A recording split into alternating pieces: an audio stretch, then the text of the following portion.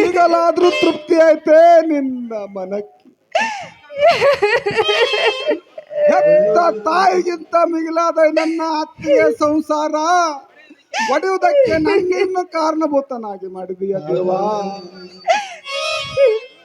ನಮ್ಮಿಬ್ಬರ ಹಡದಪ್ಪ ಅನಿಸಿಕೊಂಡ್ರೆ ನಮ್ಮ ಅಣ್ಣ ನನ್ನ ಕುತ್ತಿಗೆಗೆ ಕೈ ಹಾಕಿ ಮನೆ ಆಚೆ ಹಾಕಿ ಈ ಸಮಾಜದ ಜನ ನಗುವಂತೆ ಮಾಡಿದೀಯಾ.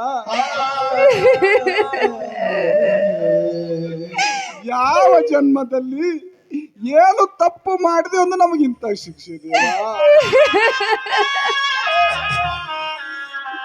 ಇಂಥ ಅಗ್ನಿ ಪರೀಕ್ಷೆ ಹೇಳು ದೇವಾ, ಹೇಳು.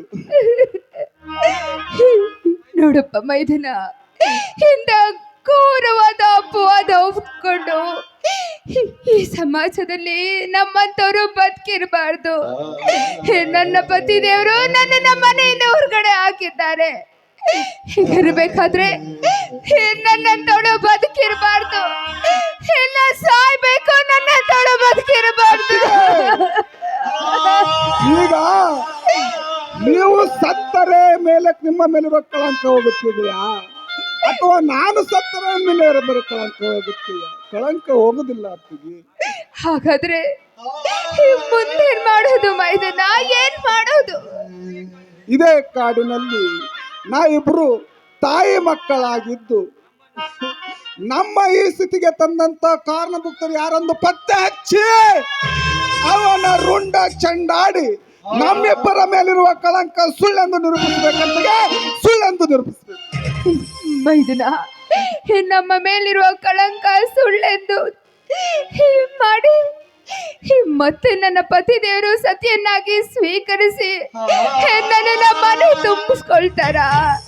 ಆ ರೀತಿ ಏನಾದ್ರೂ ಮಾಡಿದ್ರೆ ನೀನೇ ನಿಜವಾದ ಮಾಂಗಲ್ಯ ಉಳಿಸಿದ ಮೈದನ, ನೀನೇ ನಿಜವಾದ ಮಾಂಗಲ್ಯ ಉಳಿಸಿದ ಮೈದನ. ಈ ನಮ್ಮ ಸ್ಥಿತಿಗೆ ಕಾರಣಬಹುದ್ರ ವ್ಯಕ್ತಿ ಯಾರೆಂದು ಪತ್ತೆ ಹಚ್ಚಿ ಅವರನ್ನು ಹರಕೆ ಓಣದಂತೆ ಕಡೆದು ಅವರ ರುಂಡವನ್ನು ತೆಗೆದು ಈ ಸಮಾಜದ ಜನ ಅಷ್ಟೇ ಅಲ್ಲ, ನಮ್ಮ ಕುಲದೇವರ ಅನುಷಿ ಚಂದ್ರದೇವಿಯೇ ಬಂದು ನಮ್ಮಿಬ್ಬರ ಮೇಲಿರುವ ಕಳಂಕವೆಂದು ನಿರೂಪಿಸಿದರೆ ನನ್ನ ಹೆಸರು ಜಮದಗ್ನಿ ಅಲ್ಲ. ಅಲ್ಲಿವರೆಗೂ ಈ ನಿನ್ನ ಮೈದನ ಜಮದಗ್ನಿ ಪರಶುರಾಮನಾಗಿರುತ್ತಾನೆ. ಆಯ್ತಪ್ಪ, ಹಾಗೆ ಆಗ್ಲಿ. ಅತ್ತಿಗೆ, ನೀವು ಇದೇ ಮರದ ಕೆಳಗಡೆ ಕುಳಿತು ವಿಶ್ರಾಂತಿ ಪಡಿ. ಈ ವಿಷಯ ಕಾರಣಭೂತನ ಯಾರೊಂದು ಪತ್ತೆ ಹಚ್ಚಿ ಕಿರಾತಕನಾಗಿ ಅವನ ರುಂಡವನ್ನು ಕರೆದು ತರುತ್ತೇನೆ ಪರಶುರಾಮನಾಗಿ. ಆಯ್ತಪ್ಪ, ಆಯ್ತು.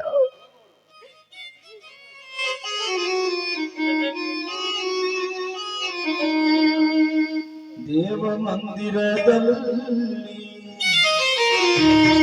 ದೇವರು ಕಾಣಲೇ ಇಲ್ಲ, ನ್ಯಾಯ ಮಂದಿರದಲ್ಲಿ ನ್ಯಾಯವೋ ಸಿಗಲೇ ಇಲ್ಲ. ದೇವ ಮಂದಿರದಲ್ಲಿ ದೇವರು ಕಾಣಲೇ ಇಲ್ಲ, ನ್ಯಾಯ ಮಂದಿರದಲ್ಲಿ ನ್ಯಾಯವೋ ಸಿಗಲೇ ಇಲ್ಲ.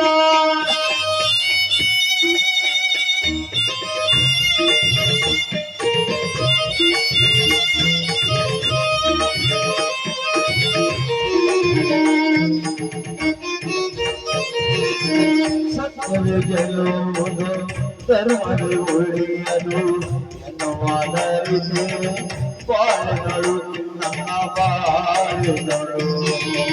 ಮೋಸವೇ ಗೆಲ್ಲುವುದು ಧರ್ಮವೇ ಉಳಿಯದು ಎನ್ನುವಾದರಿದೆ ಬಾಳಿನಳು ನನ್ನ ಬಾಳಿನಳು. ದೇವ ಮಂದಿರದಲ್ಲಿ